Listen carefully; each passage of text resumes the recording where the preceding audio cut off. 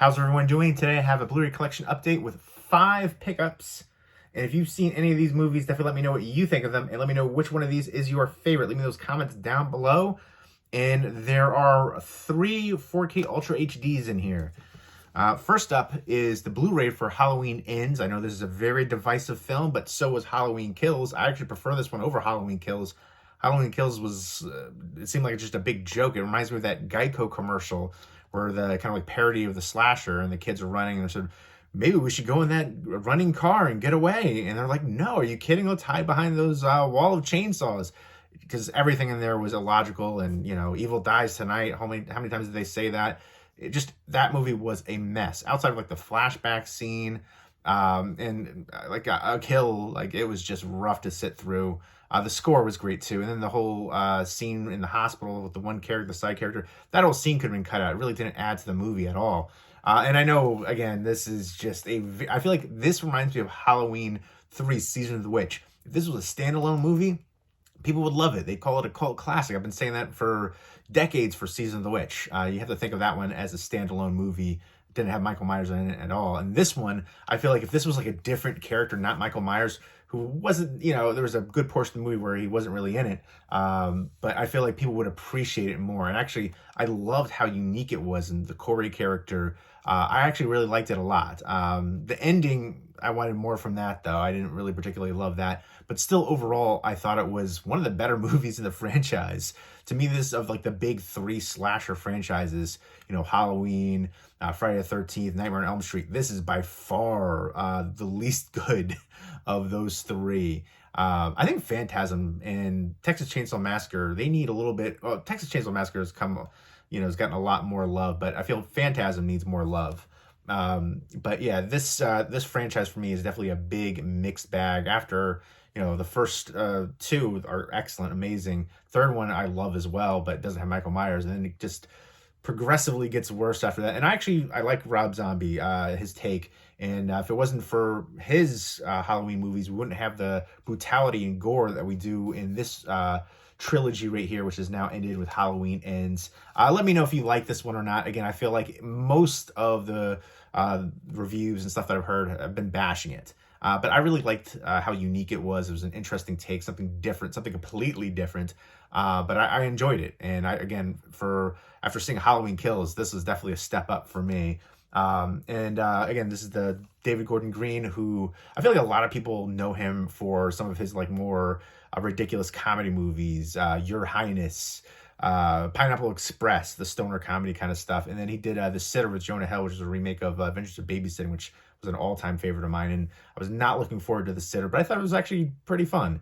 But he also did, was it George Washington, was it All the Real Girls? He's done some other stuff, and I know he's working on the upcoming Hellraiser TV series, and then and in development for The Exorcist, new Exorcist movie. So I'm looking forward to seeing what he does. I feel like his career is very eclectic mix, and it's a bit of a mixed bag for me personally, but I'm looking forward to seeing what he does in the future, especially in the horror realm. You can tell that he is a horror fan. And again, I really appreciated the uniqueness of this one.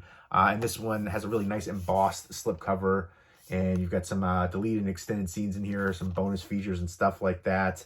And you know, he also did the movie with Nicolas Cage, Joe, which is really good. So I definitely recommend checking that one out. And it reminds me a bit of like Mud. So yeah, deleted extended scenes, some special features in your collector's edition. I did a giveaway recently for this one on 4K. I'm going to be picking up the 4K myself.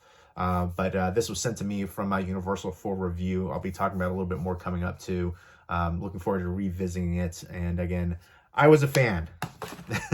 Seems very divisive, but again, so was Halloween Kills. So I actually really enjoyed the 2018 one. Next up is, let me know what your favorite Halloween movie in the franchise is after Halloween 2, the original Halloween 2, because I feel like there's a lot of people, and let me know what you think of the Rob Zombie ones too. In this trilogy overall, but a lot of people have like mixed feelings on, you know, after Halloween 2 or even Halloween 3. Do you like Halloween 3 Season of the Witch? Let me know what your favorite slasher movie is and your favorite slasher character. You may be a big fan of Jason Voorhees, but like the Halloween franchise better. something to that effect. Next up is Pray for the Devil. Let me know what your favorite exorcism movie is. I really, like, when I first saw the trailer, I was intrigued by it, and I didn't really hear much about it. And this is directed by Daniel Stamm, who, one of the reasons I really wanted to check this one out is he directed a movie that I love, a found footage movie, exorcism movie, The Last Exorcism, with, I want to say, Ashley Bell. She did like all the contortionist movements. The sequel was not very good, but she was really good in that role, incredible, and I love the heck out of that one. That one was also got a lot of mixed reviews, but that's a favorite of mine for exorcism and found footage movies. I love the ending to it. It was just creepy and atmospheric, and Ashley Bell was so good in that role. I love that one so freaking much. So I was excited to see him do another exorcism movie. I think he's done some other like TV work and stuff. But this is basically about a character named Sister Anne, and she's going to this like exorcism school opened by the Catholic Church, and I guess there hasn't been a female exorcist before, so she's gonna be the first female exorcist, and she's getting this call from this entity to work on this case, and she believes this little girl is possessed by the same demon that tormented her mother years ago, and she soon realizes the evil has been expecting her. So this is a 4K Ultra HD release right here from Lionsgate. Really nice slipcover. So I'm looking forward to checking this one out. Again, I'm a big fan of The Last Exorcism. Let me know if you've seen that one and what you think of it. Again, really mixed reviews on that one, but I love it. Let me know what your favorite found footage movie is. Besides, I know a lot of people are going to say The Blair Witch Project. That's like for me, and Paranormal Activity. Those are like those are the two most overrated horror movies in history for me. I know it's all about the marketing, but even the marketing for Blair Witch Project, you thought there was a real witch living in the woods in Maryland, and you're over the age of 5, I got a bridge to sell you. But I actually really liked the one that came out a few years later, which was kind of like a directed sequel for the Blair Witch. That was because it actually shows you something very similar to the first one, but it gives you something. I know a lot of people didn't like that one either. To each their own. This is all subjective. If we all like the same stuff, movies would get boring after a while. They keep making it the same way. So I appreciate hearing differing opinions too. Next up is 48 Hours. I got to pick up the sequel, another 48 Hours, also directed by Walter Hill. Walter Hill is a legend, although he directed Bullet in the Head with Sly, and then The Assignment, which I was not a fan of that one. It's basically a gender reassignment assassin movie, and that was... I know some people actually really like that movie, but that was just a train wreck for me. But I think he's super talented. He's done some great stuff. He did Brewster's Millions, which is one of my all-time favorite comedy movies with Richard Pryor and John Candy. Love that one so much. That movie has actually been done so many times that from that story. So it's kind of interesting, and that's just such an incredible one to me. But I really like this, buddy. It's not a buddy cop movie because he's a criminal. Axel Foley right here, Eddie Murphy, Nick Nolte. I like how they play off of each other. And I think the sequel has got some really like brutal kills and stuff. The intro for it. But this is fun. Eddie Murphy is so good in this role. And just the jokes and that time period and, the singing and just, he's in the jail cell. It just really works here. And I love the heck out of this one. And this is... comes with HDR10 Dolby Vision and is approved by director Walter Hill. Try to remember, he did Streets of Fire, Red Heat. He did a couple Western movies. He did Wild Bill and Geronimo. I didn't really love Wild Bill quite as much, but Geronimo I thought was pretty good. But he's an extremely talented director. The Warriors, of course. Let me know what your favorite Walter Hill movie is. Let me know your favorite Eddie Murphy movie, your favorite Nick Nolte movie. The curmudgeon, just how they play off of each other just really works for me. Just really incredible. He also did, with Ralph Macchio, Crossroads, which was a really good one too. I like the story of that one, the blues, but this is just a really fun time. Great action, great comedy. They just blend together really well. And I definitely have to pick up another 40 Hours. Really great to see a lot of these, classics coming to 4K in here, especially from the 80s. Some ones that I remember growing up, like watching and just loving. This was just such a fun ride to me. Have to pick up the sequel for that one. Wayne's World, a classic right here. SNL sketch. Let me know what your favorite SNL sketch is of all time and your favorite SNL adapted movie. There's a few out there that are good. There's some that aren't. How come there wasn't a Church Lady movie? But yeah, this one is a great one. I love the casting of Rob Lowe, Tia Carrera. Ed O'Neill has a small role in here too. But this is such a fun one. Again, this is that time period, the jokes, the little skits all throughout. Just such a fun time. And this one is directed by Penelope Spheris, who directed a couple movies with David Spade. Senseless with Marlon Wayans, which after rewatching that, I didn't love that one as much as I remember when I was younger. And Black Sheep, which is just a great one with Chris Farley too. When I think of Chris Farley, Tommy Boy, Black Sheep, those are just a really good fun time. She directed Suburbia, which is actually another really good one. And then she directed a couple classic TV shows adapted to movies, which I don't remember either one of them being that great. Little Rascals and then Beverly Hillbillies. But I think she's really talented. She's done a bunch of TV work. I think she did some like music videos and stuff back in the day. But I think it was in apt hands for her with this one. She does a good mixture of the comedic movies too.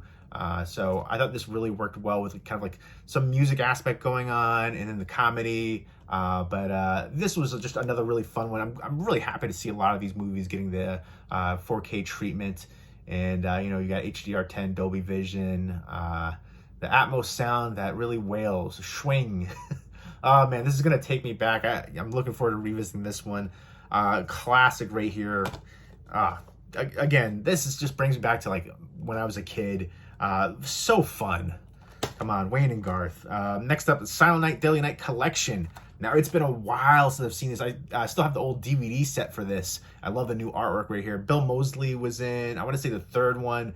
And I remember, maybe 3 and 4, I feel like there really wasn't much connection to the rest of the movies. And then the fifth one with the toy maker with Mickey Rooney. Mickey Rooney was so wild in this one and making the toys, killing people and stuff. Clint Howard is in one of these ones too. It's been a while. But yeah, they were ridiculous, wild sequels. The first one's by far the best one, Punish. The second one, Garbage Day. It's a classic line from that one.